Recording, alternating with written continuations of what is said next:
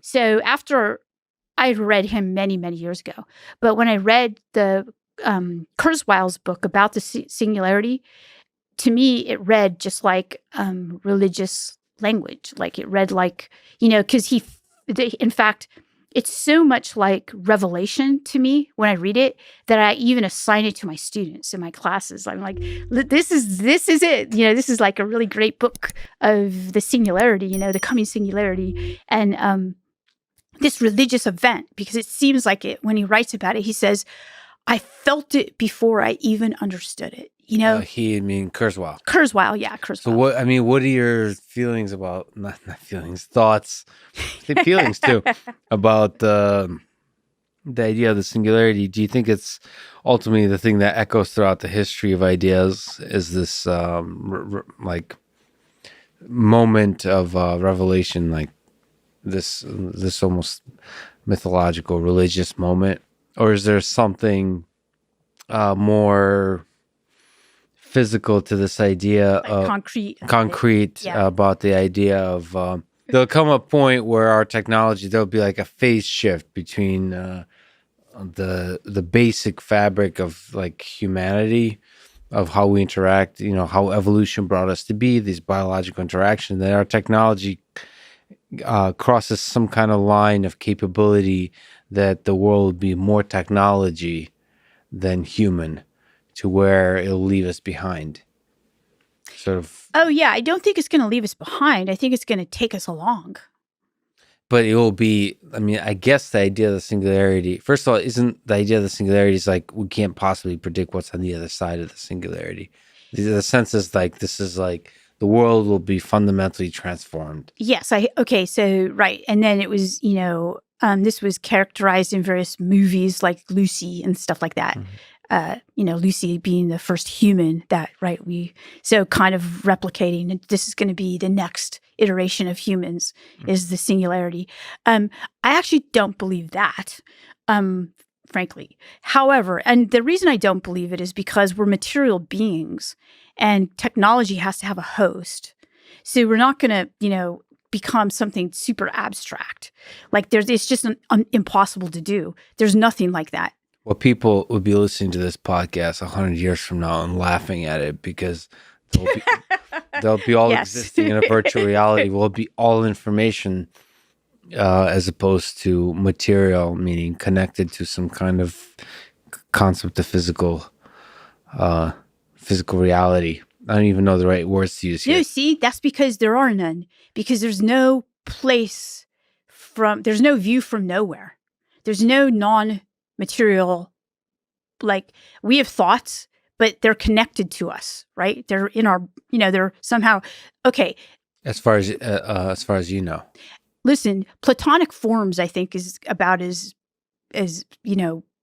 close to what we're talking about as possible. Like this place where these things exist, and then there's like a physical instantiation of it. No, but see, the question is, from the perspective of the Platonic form, what does our physical world look like?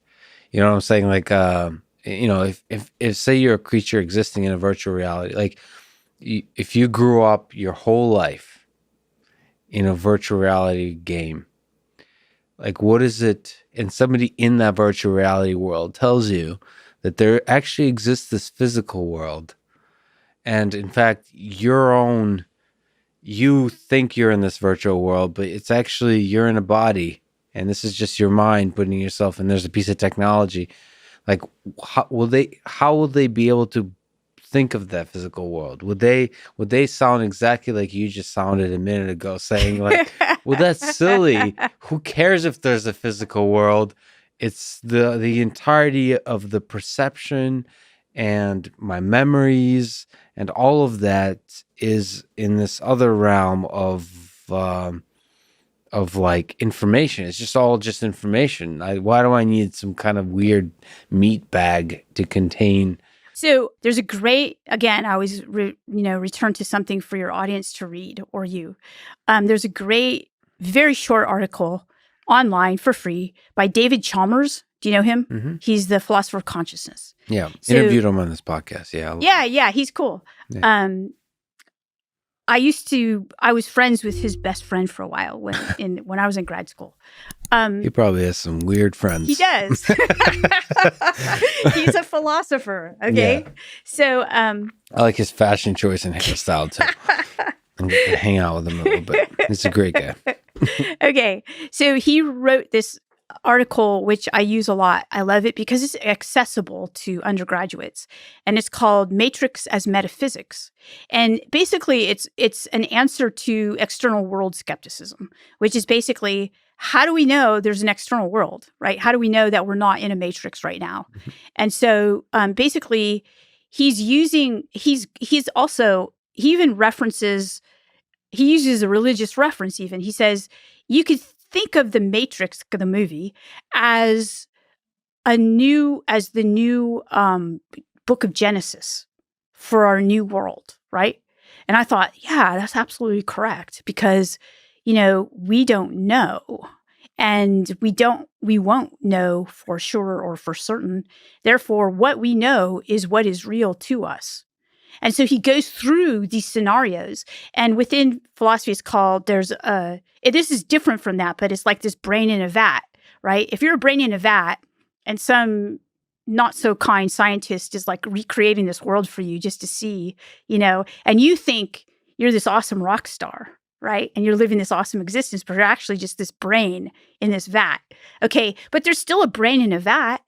Okay, so his idea in the Matrix as Metaphysics kind of takes out the brain in a vat, like this. I don't know if this is possible. So I've read critiques of this that, what you're talking about is a non-dualism. Like there's like,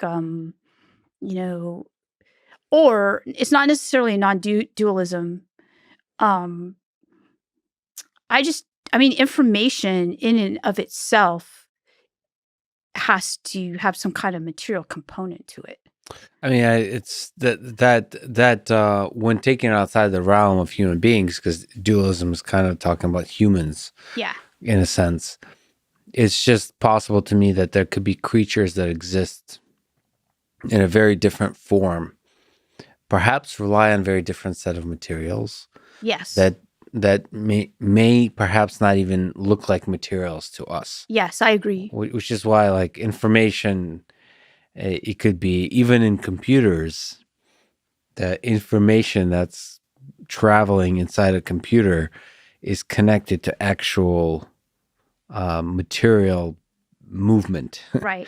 Right. So like it is ultimately connected to material movement, but it's less and less about the material and more about the information. So I just mean that it's possible that you think the singularity is basically like sloughing off our material existence? Well, I don't know, because I can tell you that this has been the hope of philosophers and theologians forever. Yeah, well, I think we're living in through a singularity. I think this world, just like as you've said already, has been already transformed significantly and keeps continually being transformed. Yes. And we're just riding this we are. big, beautiful wave of transformation. And that's why it's both exciting and terrifying from a scientific perspective, that like we're so bad at predicting the future, and the future is always so amazing in terms of the things it has brought us. I mean, I don't know if it's always will be this exciting in terms of the rate of innovation, but it seems to be increasing still, and it's really exciting. It's exciting. I think so too. Yeah. It's terrifying because obviously we're building better and better tools for destroying ourselves, but I, on the optimistic side, believe that we're also can build better and better tools to defend against all the ways we could destroy ourselves. And it's kind of this interesting race of innovation. Yeah.